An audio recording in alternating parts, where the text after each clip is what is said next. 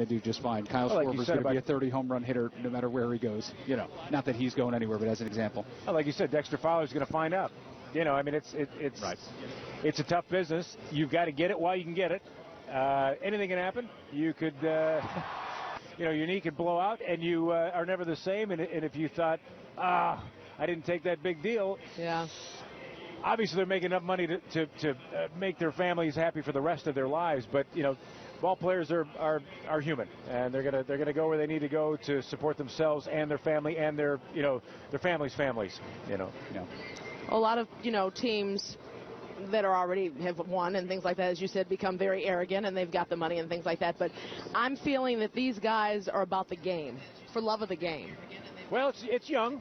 It's new. Because they're young. Money and things like that. But can move in eventually. And I think that makes a difference, too. But as you said earlier, Joe Maddon has that remarkable way so far of keeping egos in check, keeping youth mixed with experience.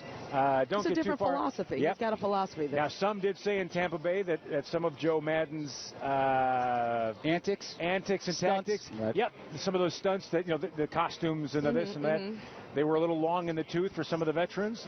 So when he moved on, they were like, I think we were ready to move on too. I think they love the man, but the culture sometimes changes. Yeah. Well, he also doesn't strike me as the type that can evolve, that can't evolve as well. I mean, I'm sure if there were guys that maybe had those feelings, he's probably known about that or learned about that, and you adapt your style to your guys. I mean, he certainly has a certain managerial style, but whichever team you have in Tampa or in here, you adapt to the guys you have a little bit as well. Exactly. Let's go to our Lourdes Duarte, who's a little bit further closer to the stage. Lourdes, can you see our Jumbotron? Can you see us up there? Guys, this is incredible. I have never been more aware that 100,000 people are watching us at this point, because they have been playing us on the Jumbotron all morning long. And if you look, Marcus, I got to introduce you over here. Marcus is joining me, helping me out here on stage.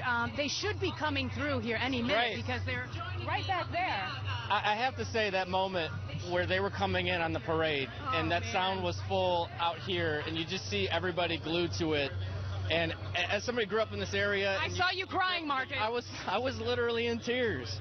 Because I was as well, yeah. You start to think about just all the people you've known in your life, and just over this past week talking to Cubs fans everywhere who have lost their fathers, lost their grandfathers, and they've been to Wrigley Field so many years just dreaming about what this moment would be. And to see that playing out and to see all those people in that noise, it just was like, it's overwhelming. It really is overwhelming. This is bigger than this team this year. This very poetic, Marcus. You're making me cry right now, man. You're making me cry right now. This crowd, though, as you said, has been glued to the TV. They have been incredible. Such a good crowd. And I am telling you, you can't fit one more person in here right now. No, and one of our photographers was telling me somebody in his family was trying to get in. They got here like well before 9 a.m. and they're turned away. Like, no, you can't. That's how packed this is right now. All the people that are here. And it looks very civil. I mean, everyone just standing around waiting for that moment for this team to walk in up on this stage right behind us. Yeah, they've been wonderful. I've been keeping track of sort of what's been going on. And just 2 occasions, medics have had to go out to the crowd to pull people away. And it's been either they were exhausted and maybe had to be pulled out of the crowd. But for the most part, they've been alert.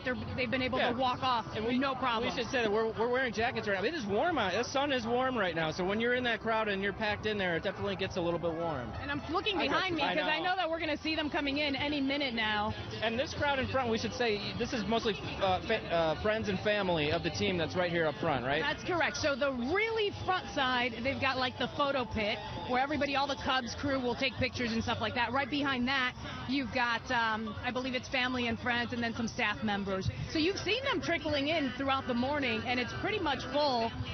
And then, Marcus, when you and I got here at, 8 o'clock this morning? It was empty. It was empty. 15 minutes later, you see people just dashing, just a mad run. It was like a 5K to get in here. It's great, and people are caked in mud over there because of the mud pit that's happening. And it's just great to see the really little kids up here who are just running around playing ball themselves because they don't really get the gravity of this, right? But everybody's just so happy. It's just a great atmosphere. And you couldn't have a more beautiful day for it. I mean, there is not a cloud cloud in the sky.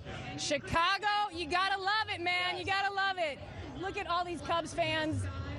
I'm so emotional today, and so are you, Marcus, and it's incredible, and we can't wait for them to get up on stage. I don't know if I can take it, to be honest with you. I don't know either. I'm going to put my hat down really low and just melt inside. I'll catch a couple pictures of you. All right, guys, that's what's going on here as we've got the best job today, about 500 feet from the stage this morning. With that, we're going to send it back to you, Mark and Micah. Okay, guys, thanks. And the buses have arrived here at Grant Park. We can see them over the trees right behind where Marcus and Lourdes were. We're standing by for them to disembark and head backstage to get up on the stage. May take a few minutes because we've got 43 buses here. In the meantime, let's go to Dina Bear and see if anybody else has climbed the top of Motorola building. Mark, the crazy thing is all morning we have been standing here and a sea of people have been coming east on Jackson, and then all of a sudden, if you walk around this way, poor Mike, he's trying to go around with me. Mike, out that direction. All the people are actually leaving the area because the parade came by Columbus Drive where they were waiting, and so now they're coming out. They know they can't get back into the park. They saw what they wanted to see. They are invigorated, and now the sea is turning the other way. It's like switching the Chicago River. Back to you guys.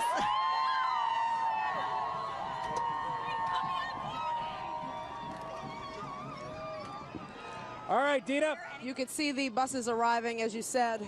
This is a video from outside of the park as they come in. I can't wait till number 19 comes so we can see Dan Roan.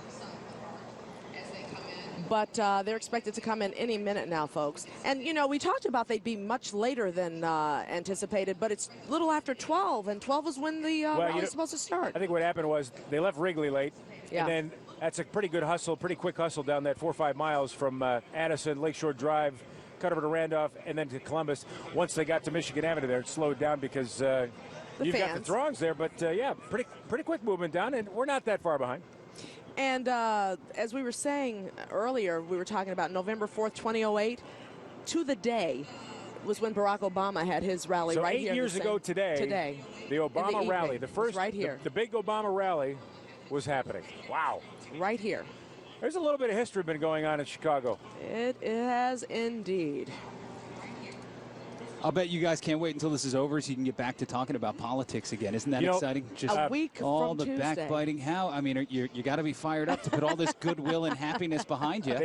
When they sent me to Los Angeles so I could watch you work, and they sent me to Cleveland so I could watch you work there, I felt like it was a vacation because I didn't have to say 2 words: Hillary and Trump. Yeah.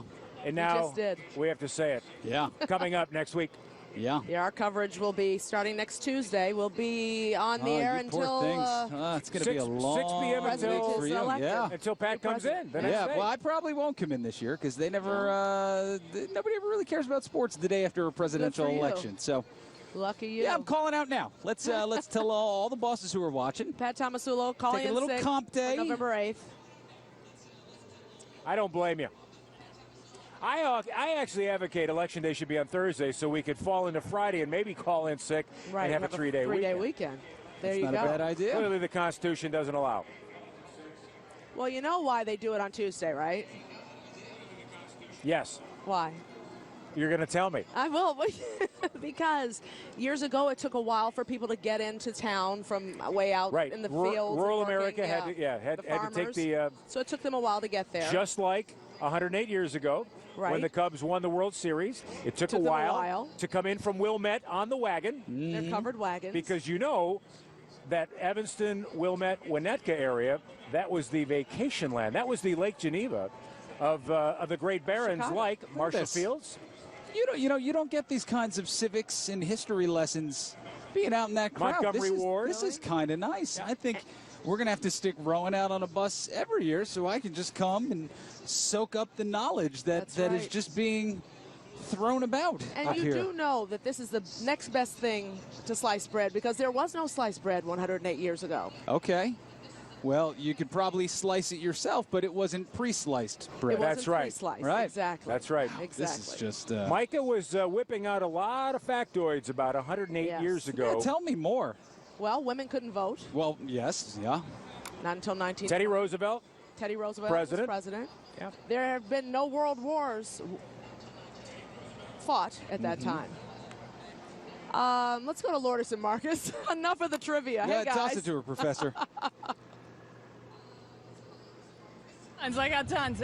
Yeah, so we see the buses right behind us. We're going to turn around. Sorry to give our backs to you, but we're trying to pay attention here. So they have just pulled